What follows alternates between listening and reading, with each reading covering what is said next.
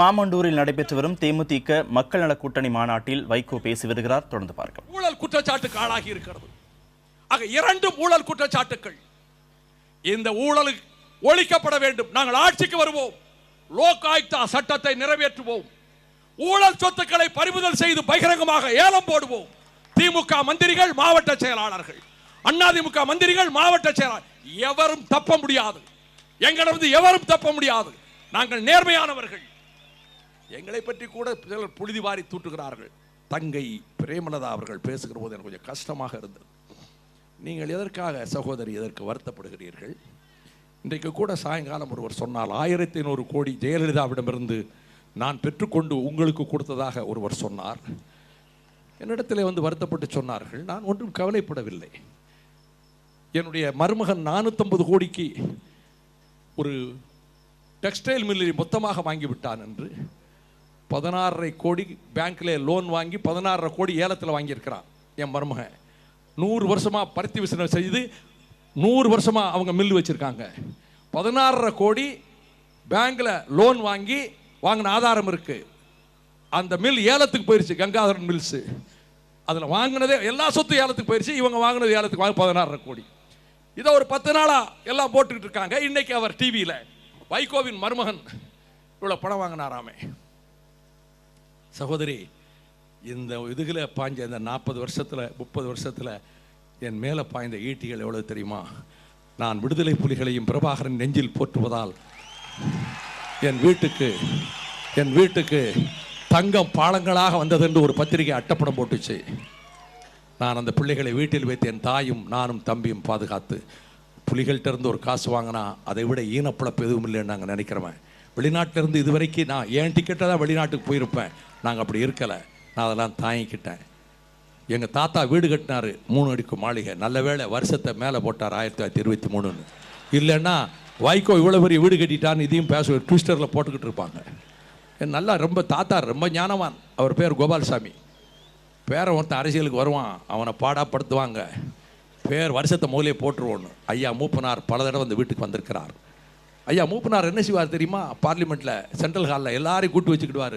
நான் தீப்பொறியாக இருப்பேன் திமுகவில். வாங்க மார், is the only black sheep escape from our camp. இது ஒரு கருப்பாடு நம்ம காங்கிரஸ் கூட அடுத்த விட்டு தப்பி ஓடி போச்சுப்பார். ரொம்ப பிரியமாக இருப்பார். அது ஒரு காலம். ஆனால் அதை பற்றி கவலைப்படலை. நீங்கள் ஏன் சிஸ்டர் கவலைப்படுறீங்க? என் தாயை என் தாரத்தை நான் நெஞ்சில் வைக்கிறேன். பேச வேண்டாத போய் முத்தரசன் பேசிட்டாரு. என் குடும்பத்தை என் மனைவியை மேடையில் 10 நாட்களுக்கு முன்னால் பேசினார்கள். நான் கல்யாணமான நாளிலிருந்து என் துணைவியாரை நீ என்று கூட கூப்பிடுறதில்லை. நான் என் குடும்பத்தை எங்கேயும் கொண்டு வரல. பொதுக்கூட்டத்தில் வந்தால் முன்னாடி உட்கார்ந்துருப்பாங்க. ஒன்றே ஒன்று கவலை, எங்கள் அம்மா இல்லை இந்த மாநாட்டை பார்க்க.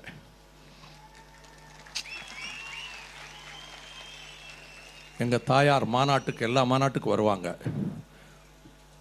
நடக்க முடியாதப்போ வீல் சேரில் கொண்டாந்து உட்கார வச்சாங்க. ஈரோடு மாநாடு கணேசமூர்த்தி நடத்தினார். அதுக்கு பஞ்சாப் முதலமைச்சர் வந்தார், காஷ்மீர் முதலமைச்சர் ஃபரூக் அப்துல்லா வந்தார், ஈழத்தமிழர்களுக்கு உதவிய ஜார்ஜ் ஃபெர்னாண்டஸ் வந்தார். அவர்கிட்ட யாரோ வந்து சொல்லிட்டாங்க வைகோவோட அம்மா மாரியம்மா உட்காந்துருக்காங்கன்னு.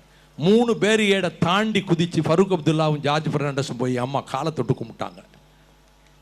அவங்க எப்போ ஏற்பட்ட தலைவர் ஷேக் அப்துல்லா காஷ்மீர் சிங்க மகன். எங்கள் அம்மா பட்டிக்காட்டில் ஒரு கிராமத்தில் பிறந்த தாய். அந்த தாய் இந்த மாநாட்டை பார்த்துருந்தா அவ்வளோ சந்தோஷப்பட்டிருப்பாங்க. நீங்கள் ஏன் கவலைப்படுறீங்க? அதாவது நீங்கள் போயிட்டே இருக்கிறீங்க, நான் போய்கொண்டே இருக்கிறேன். நான் போக வேண்டிய தூரம் அதிகம். நான் வேகமாக சென்று கொண்டிருக்கிறேன். குறித்த நேரத்துக்குள் அந்த இலக்கை அடைய வேண்டும்.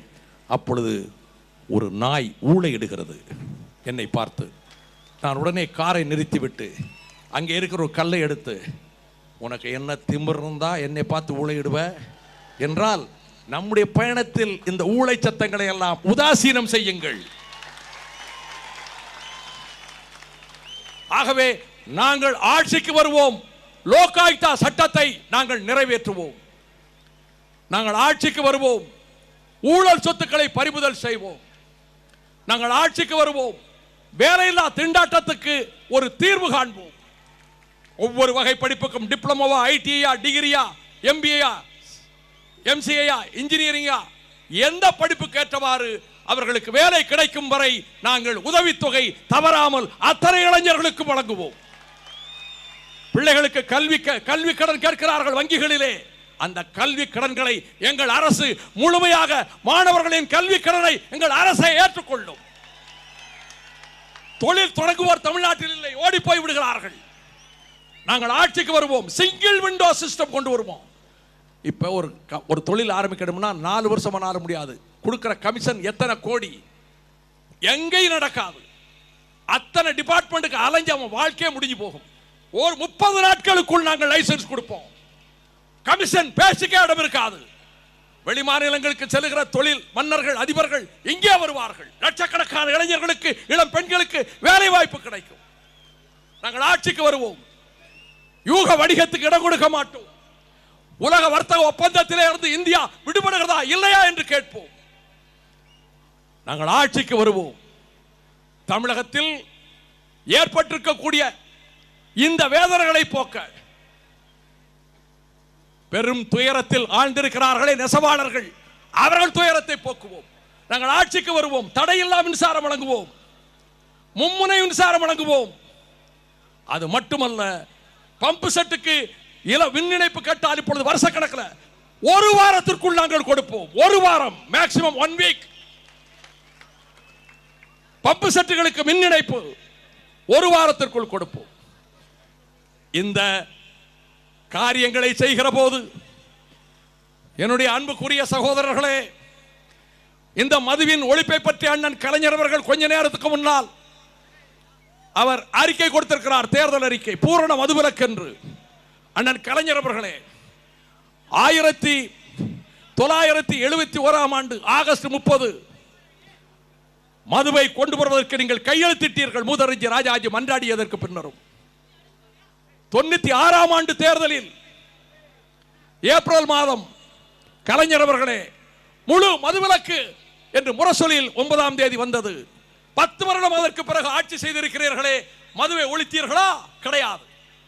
தெரு தெருவாக நடந்திருக்கிறேன். 1500 கிலோமீட்டர் 5000 கிலோமீட்டர் நடந்திருக்கிறேன். எங்கும் கட்சிக்கு ஓட்டு கேட்கவில்லை, ஆதரவு கேட்கவில்லை. மதுக்கடைகளை, டாஸ்மாக் கடைகளை ஒழிக்க வேண்டும் என்று தமிழகத்தினுடைய வீதிகள் தோறும் வந்தேன். பல்லாயிரக்கணக்கான ஏழை தாய்மார்கள், குடும்பம் அழிகிறது, புருஷன் குடித்துவிட்டு அடிக்கிறார். நேற்று முன்தினம் ஒரு சம்பவம் தக்கலைக்கு பக்கத்திலே, பீட்டர் ஜான் குடித்துவிட்டு வீட்டிலே தினந்தோறும் துன்புறுத்தினார். கிறிஸ்டியன் குடும்பம், அமலோற்பம். அந்த பெண் எங்க இந்த மாதிரி செய்றீங்கன்னு வருத்தப்பட்ட போது தான் செய்து தவறு என்று கருதி விஷம் மருந்தி தூக்கு மாட்டி கொண்டு செத்து போனான். கணவன் தூக்கு மாட்டி கொண்டு செத்து போனான் என்று அந்த ஏழை அபலை பெண் ஒரு டின் மண்ணெண்ணெயை உடம்பிலே ஊற்றி நெருப்பு வைத்து கருகி செத்து போனாள் நேற்றைக்கு முன்தினம். இப்படி எத்தனை குடும்பங்கள் இப்படிப்பட்ட அழிவும் துயரமும் ஏற்பட்டு கொண்டிருக்கக்கூடிய சூழலில் கலைஞர் அவர்களே, நீங்கள் மதுவிலக்கு என்று சொல்வது ஊரை ஏமாற்ற. சசிபெருமாளுடைய சம்பவம் நடக்கிற வரை மதுவிலக்கை சொன்னீர்களா? முழு மதுவிலக்கு என்றீர்களா? கிடையாது. ஜெயலலிதா அறிவிக்கிறார், படிப்படியாக மதுவிலக்கை கொண்டு வருவோம் என்று.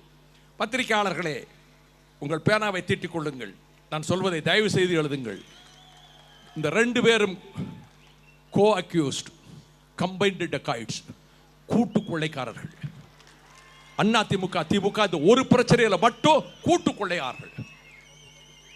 நான் ஆதாரம் இல்லாமல் சொல்லவில்லை. ஜெயலலிதாவினுடைய நிழல் சகோதரி சசிகலா கூட்டத்துக்கு வேண்டிய மிடாஸ் நிறுவனம் மதுபான உற்பத்தி நிறுவனம். திராவிட முன்னேற்ற கழகத்தினுடைய தலைமை குடும்பத்துக்கு வேண்டியவர்கள் நடத்துகின்ற மதுபான நிறுவனம் எலைட் நிறுவனம், எஸ்என்ஜே நிறுவனம், எலைட் டிஸ்டிலரிஸ். இந்த 5 ஆண்டுகளில் அதிமுக ஆட்சியில் இந்த திராவிட முன்னேற்ற கழக மதுபான கடைகள், எலைட் டிஸ்டிலரிஸ், எஸ்என்ஜே டிஸ்டிலரிஸ் மட்டும் 31% ஜெயலலிதா சர்க்காரிடமிருந்து, இவரிடமிருந்து ஜெயலலிதா சர்க்கார் 31% கொள்முதல் செய்திருக்கிறது. 1800 கோடி கொள்முதல் செய்திருக்கிறது.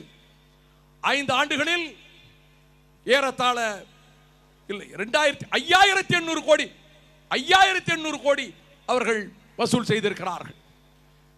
24800 கோடி இந்த 5 ஆண்டுகளில் ஜெயலலிதா அரசிடம் திமுக குடும்பங்கள் இடமிருந்து ஜெயலலிதா அரசு கொள்முதல் செய்திருக்கிறது. தப்புனா 2 பேரும் கேஸ் போடட்டும். I challenge you.